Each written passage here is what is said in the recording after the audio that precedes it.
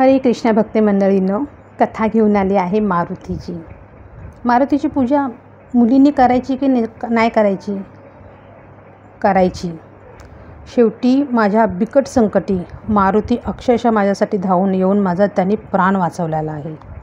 हो, जे म्हणतात ना, ज्याचा कोणी देवाने प्राण वाचवला ते तेवढ्या निष्ठेने देवाची महती गातात की हो, मारुती हा ब्रह्मचारी आहे, त्याची मुलींनी पूजा करू नये. पण ज्यावेळेस तो आपला जीव वाचवतो त्यावेळेस म्हणजे आपण जी भक्ती करतो ती कधीही निष्फळ ठरत नाही. कारण ते परमपिता परमेश्वर आहेत. ते सर्व रूपामध्ये आपली सहाय्यता करतात. तीच गोष्ट घेऊन आली आहे की मुलींनी मारुतीची सेवा करायची का नाही करायची. तर आता काय करायचं मी सांगू नाही शकत, पण माझ्या आयुष्यातला अनुभव सर्वात सांगते की हो, माझी तर पूजा झाली होती सुरुवात की अज्ञानातून. म्हणजे माझ्यावर कठीण परिस्थिती होती आणि अज्ञानातून माझी सर्व पूजा सुरू झाली. आणि मी मारुती स्तोत्र म्हणजे माझ्या मैत्रिणींनी सांगितलं की घरामधले जे संकट आहेत ते 5 दिवसामध्येच 5 वेळा मारुती स्तोत्र वाचलं तर ती संकट सगळे दूर होतात. आणि असा माझा हा तो प्रवाह सुरू झाला. हे सुरू झाल्याच्यानंतर म्हणजे एक माझा कठीण समय होता, वेळ होती. पण एक गोष्टीमध्ये ज्यावेळेस मी भक्तीमध्ये जात राहिली तेव्हा मला प्रत्येक गोष्टीचं मूळ कळत राहिलं आणि त्याचं दुःखाचं निवारण कळत राहिलं की परमपिता परमेश्वराला शरण गेल्याशिवाय कोणतेही दुःख दूर होत नाहीत. आणि वर्षावर वर्षे गेले. मी रोज म्हणजे हनुमान चालीसा रोजची माझी वाचन म्हणजे 5 वेळा वाचणे माझा नित्यनियम झाला. त्याच्यामध्ये बरेच काय कालावधी गेला. त्याच्यानंतर मग वर्षातून वर्ष गेले. मग मी माझ्या गुरूंकडे गेले आणि लग्नाचा कालावधी म्हणजे लग्न जमवण्याच्या हिशोबामध्ये माझ्या गुरूंकडे गेले. तर त्यांनी बघितल्याच्यानंतर त्यांच्यासमोर असं आलं की मी हनुमान चालीसा वाचते, त्याच्यामुळं मला लग्नामध्ये विघ्न येतात. ते कसं काय ते मला काही कळत नव्हतं, पण तसं झालं. आणि मग माझ्या गुरूंनी सांगितलं की एक छोटीशी पूजा करावी लागेल आणि ते केल्याच्यानंतर तुला मारुतीची पूजा सोडावी लागेल, हनुमान चालीसा वाचायचा नाही आणि मंदिरामध्येही जायचं नाही, असं त्यांनी मला सांगितलं. का तर त्यावेळेस मी कुवारी होती म्हणून. हो, आणि तसं झालं. मग मी पूजा केली आणि वाचन वगैरे सोडून दिलं. पण माझं लग्न त्या पिरियडमध्येही जमलं नव्हतं.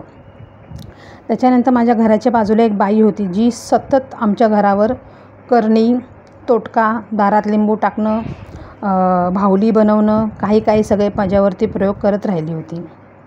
खूपच बिकटमध्ये परिस्थितीचे दिवस चालले होते.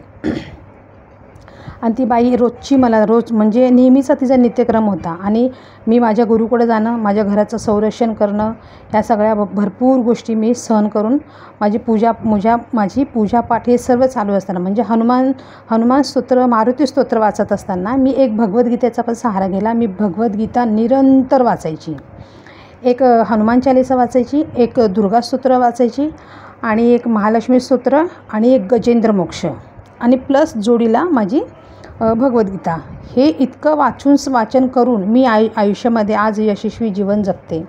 पण कुवाऱ्या मुलींनी मारुतीची सेवा करायची का नाही सेवा करायची हा उद्देश माझा आहे, या कथेतून मी मांडत आहे. आणि तसं झालं. त्या बाईने एक दिवस असं झाला की ती प्रत्येक प्रयोग आमच्यावर करतच राहिली. आणि एक दिवस होता की असा योगायोग आला की तो हनुमान जयंतीचा योग बघा कसा असतो. करणी करणाऱ्याला हनुमान जयंतीच सापडली आणि मी त्याचीच उपासना करते ज्याची मला पूजा सोडायला सांगितली होती. तरी देवता त्यांनी माझी साथ दिली, सोडली नाही. तर घडलं असं, त्या बाईंनी माझ्यावर असा प्रयोग केला की एक वाईट शक्ती माझ्यावर सोडली रात्री की ती वाईट शक्ती माझा जीवच घेईल. आणि ती वाईट शक्ती अक्षरशः तुम्हाला सांगते, ती वाईट शक्ती येऊन माझ्या छातीवर बसली आणि कोणत्याही देवाचं नाव माझ्या तोंडून निघत नव्हतं. म्हणजे मी दुर्गामाताची पूजा करायची, कृष्णाची पूजा करायची, गजेंद्र मोक्ष वाचायची आणि एकाही देवाचं नाव माझ्या तोंडामधून येत नव्हतं. आणि माझा आत्मा असा तडफडत होता. म्हणजे पाय आणि माझे डोके असे ना थडथड उडत होते, हे मला जाणवत होतं.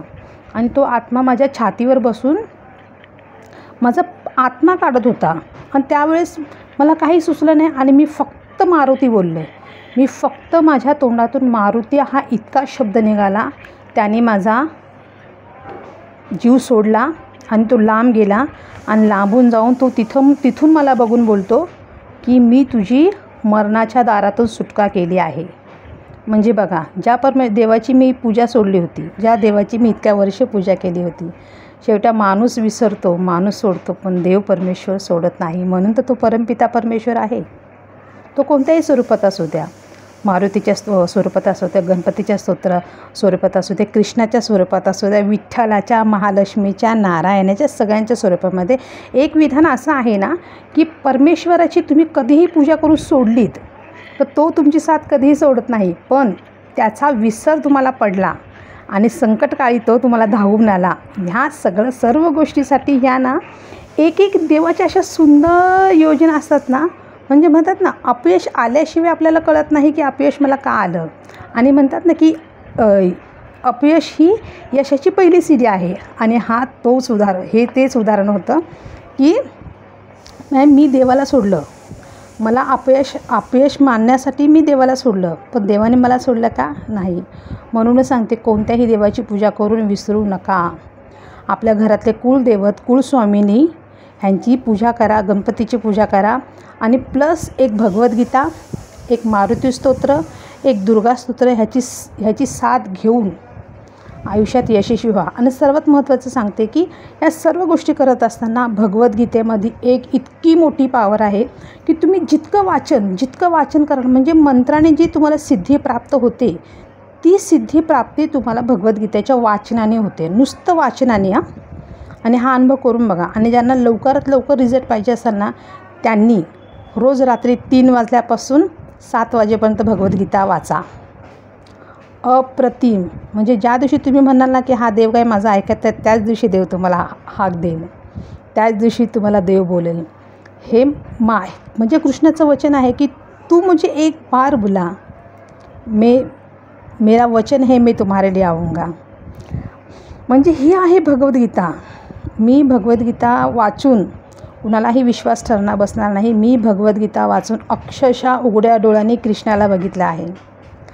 कोण म्हणतं देव नाही आहे, कोण म्हणतं सृष्टीमध्ये सर्व गोष्टी आहेत. सृष्टीमध्ये सर्व गोष्टी आहेत, फक्त आपल्याला त्याला शोधणं गरजेचं आहे.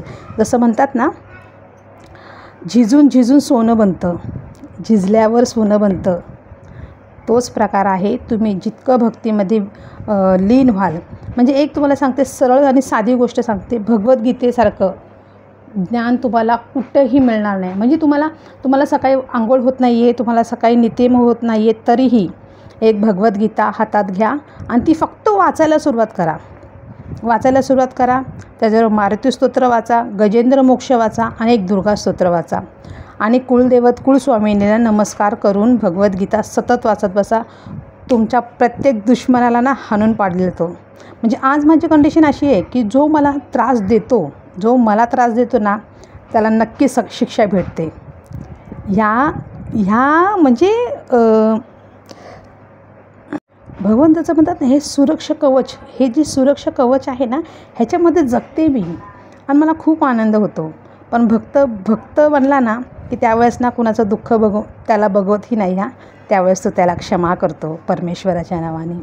म्हणून सांगते, भगवंताला शरण जावा आणि आयुष्यात यशस्वी व्हा. जय जय राम कृष्ण हरी.